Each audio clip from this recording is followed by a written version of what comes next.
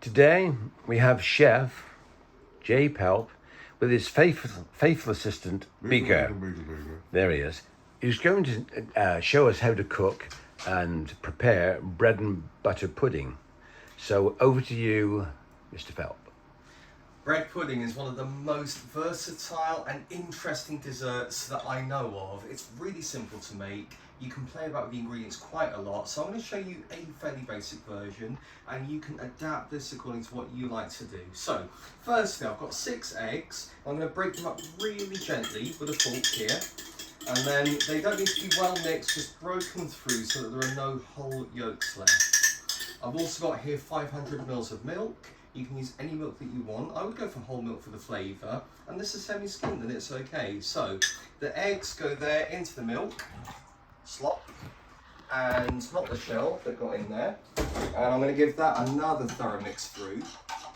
At this stage, I would also add what you're going to sweeten your bread pudding with. It's really to taste, so I'm going to add roughly 125 mils of honey. You could use sugar, you could use demerara sugar, anything that appeals to you. But here's some honey going in to the wet mixture. So just here, what I've got is 1 French baguette, because this has been filmed in France. And I've cubed it. As you can see, perhaps, that they're fairly chunky cubes. And the reason that I like to do that is to give it some texture in the final product. You could put your bread through a food processor, you could chop it, you could do whatever really, but I do like a little bit of texture, hence cubing a crusty loaf. Ideally, you want about 400 grams of bread, which if you're doing this with a loaf, would be a half loaf. And you can use any bread that you want to. So wholemeal or granary or white, and here, as I said, is a lovely crusty French baguette.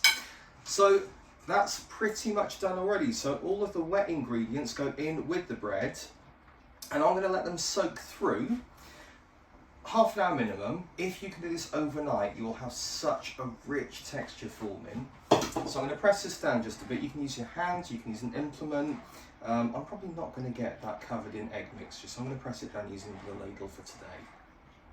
And for this bread pudding, one of the other ingredients to give it some flavour is some raisins or sultanas, some dried fruit. You could use fresh fruit, you could use dried fruit. Really, with this recipe, it's so versatile, the world is your oyster. So, this is about 200 grams of raisins and sultanas, they're going in. And then, especially with dried fruit, the longer that it soaks, the more sweet and succulent that flavour is, and texture as well, in the bread pudding. So I'm just going to mix these through, and then leave it to soak for, as I said, about half hour minimum. Then, once it has soaked through, and do every now and then, do revisit it, do keep on pressing down, do make sure that the bread acts like a sponge to soak up those flavours. And then once it has done all of its soaking, I'm going to transfer it into an oven-proof dish size enough that will hold it. So I reckon that this one will take 2, don't you? That looks about the right amount for that amount of bread mixture. I've preheated the oven to 200 degrees Celsius. It's going to go on a middle shelf for about half an hour until it's nicely browned on top and it's stopped being wet in the middle. So if you're familiar with the knife test for cakes, put a knife in and it will hopefully come out fairly dry. And that is how to make a bread pudding, and I'm sure this will be really delicious. Pretty good.